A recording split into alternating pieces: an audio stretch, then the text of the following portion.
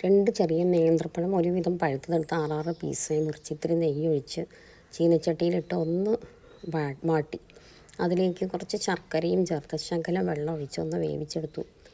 കുറച്ച് നെയ്യും ചേർത്തു. നമ്മളെ നേന്ത്രപ്പഴം ഫ്രൈ രാവിലെ ബ്രേക്ക്ഫാസ്റ്റിൻ്റെ കൂടെ കഴിക്കാനായിട്ട് റെഡി.